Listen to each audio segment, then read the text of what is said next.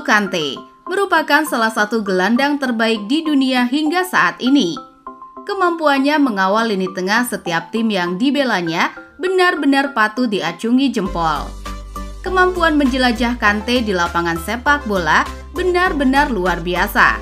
Bahkan berkat hal itu, Kante pun sering dijuluki pemain dengan 15 paru-paru karena terlihat tidak pernah merasa lelah berlari. Namun sebelum menjadi pemain terbaik di dunia saat ini, ada proses panjang nan terjal yang dihadapi Kante. Bahkan Kante harus rela melewati sejumlah tantangan sebelum benar-benar menjadi pesepak bola profesional hingga meraih banyak trofi. Lantas, seperti apa perjalanan hidup Kante untuk menjadi pesepak bola profesional? Berikut, Gaji Bola akan mengulas kisah inspiratif perjalanan hidup seorang Kante.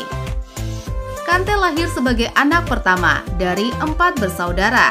Kehidupan berat Kante sudah dialaminya sejak berusia kanak-kanak, lantaran sang ayah meninggal dunia. Kante bersama ibunya pun harus berjuang untuk bisa bertahan hidup di sebuah rural mansion yang merupakan sebuah distrik kecil namun sangat padat penduduk dekat kota Paris, Prancis. Setiap harinya, Kante kecil menjadi seorang pemulung untuk menyambung hidup, sedangkan ibunya bekerja sebagai tukang bersih-bersih untuk mendapatkan penghasilan yang tidak seberapa. Bekerja sebagai pemulung membuat Kante pun acap kali dipandang sebelah mata oleh orang-orang. Meski begitu, tidak lantas membuat Kante patah. Ia tetap semangat menempuh berkilo-kilometer demi menemukan barang-barang bekas. Kante sendiri menyadari jika hanya bekerja sebagai pemulung takkan membuat kehidupan keluarganya layak. Maka dari itu, Kante pun mulai mencoba peruntungan menjadi seorang pesepak bola profesional. Awal karir sebagai pesepak bola. Keberhasilan timnas Prancis menjuarai Piala Dunia 1998 yang bermaterikan mayoritas pemain imigran menjadi keuntungan tersendiri bagi Kante untuk memulai karir profesionalnya sebagai pesepak bola.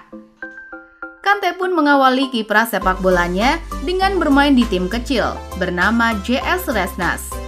Bersama JS Resnes, Kante berhasil tampil memukau berkat performa apiknya. Bahkan, Kante sudah dipercaya bermain di tim utama JS Resnes pada saat dirinya masih berusia remaja. Hal itu pun semakin membesarkan namanya di kalangan para pencari bakat. Karir Kante sebagai pesepak bola profesional. Puncak karir Kante bersama Bologne terjadi pada musim 2013. Ya, di musim itu, Kante benar-benar menjadi andalan di lini tengah Bologne dan memainkan 43 pertandingan.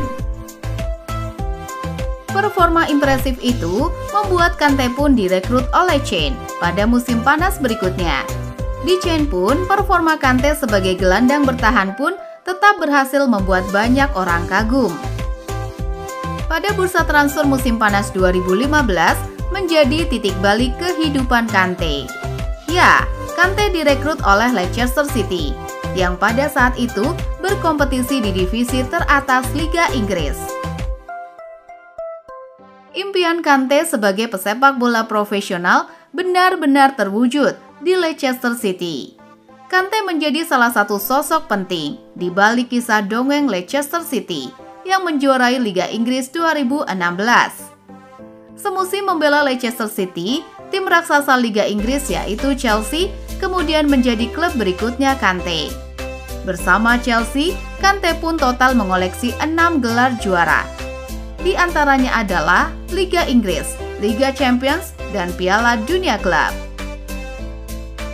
Kante menjadi juara Piala Dunia bersama timnas Prancis.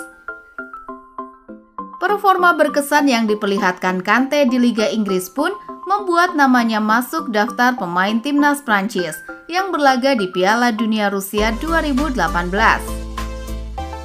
Berperan sebagai gelandang bertahan, Kante benar-benar menunjukkan performa yang solid di lini tengah timnas Prancis selama tampil di Piala Dunia 2018. Alhasil, berkat performa impresif Kante, timnas Prancis pun berhasil keluar sebagai juara Piala Dunia 2018. Gaji yang diterima Kante.